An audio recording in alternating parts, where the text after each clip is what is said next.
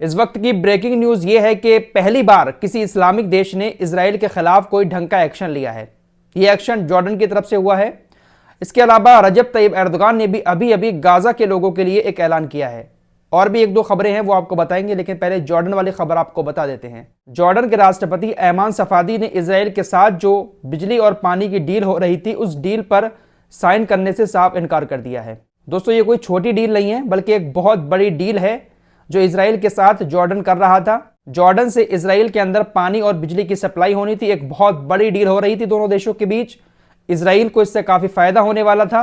यह डील पूरी तरह से दोनों देशों के बीच फाइनल हो चुकी थी। सिर्फ राष्ट्रपति के सिग्नेचर की जरूरत थी, लेकिन जॉर्डन के राष्ट्रपति ने सिग्नेचर करने से इनकार कर दिया और साफ कह दिया कि जब तक गाजा में कत्लेआम इजराइल बंद नहीं करता है तब तक हम कोई भी डील इजराइल के साथ नहीं करेंगे। हम इस डील को सिर्फ एक धूल में दबा हुआ कागज समझते हैं। तो पहली बार किसी इस्लामिक देश ने कोई सख्त एक्शन लिया है इजराइल के खिलाफ, क्योंकि इजराइल को बहुत ज्यादा जरूरत है बिजली और पानी की जो जॉर्डन से सप्लाई होती है। इसके अलावा अभी अभी रजब तैयब एर्दोगान ने भी एक ऐलान किया है।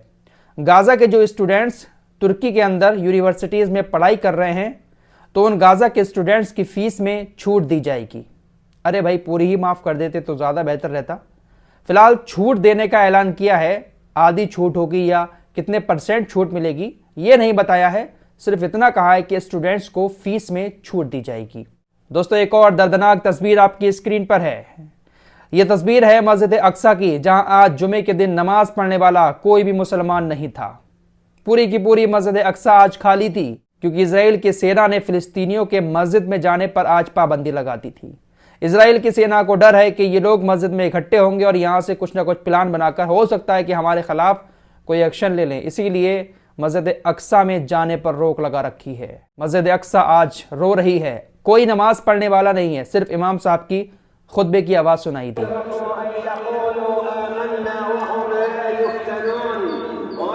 वही दोस्तों, यूएसए ने भी अब मानवीय सहायता गाजा के लिए भेजी है। तस्वीरें आपकी स्क्रीन पर हैं। वहीं दोस्तों, एक और बड़ी खबर यह है कि यूनाइटेड नेशंस ने भी गाजा में अपने सभी कामों को अब बंद करने का फैसला कर लिया है।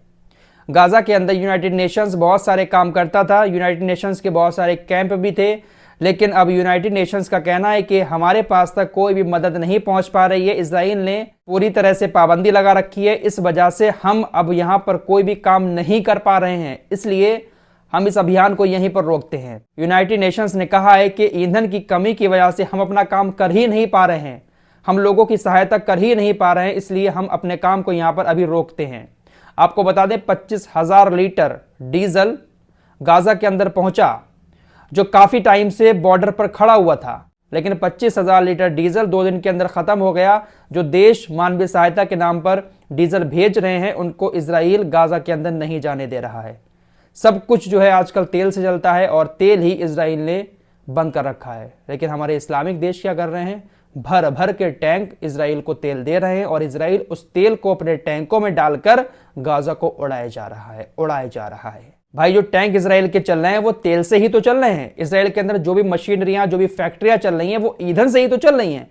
लेकिन हमारे जो 6 देश हैं इस्लामिक, सबके नाम आपको पहले बता चुका हूं, OIC में साफ कह दिया कि भाई हम तेल बंद नहीं करेंगे। एक बार तेल बंद करके तो देखें, इजराइल ना घुटनों पे आ जाए तो कह देना, क्योंकि बिना ईंधन के कोई चल ही नहीं सकता। तो फिलहाल ये कुछ ब्रेकिंग न्यूज थी जो आपके सामने रखी। चैनल पर पहली बार आए, सब्सक्राइब कर सकते हैं। यहाँ पर पल पल की अपडेट आपको मिलती रहेगी।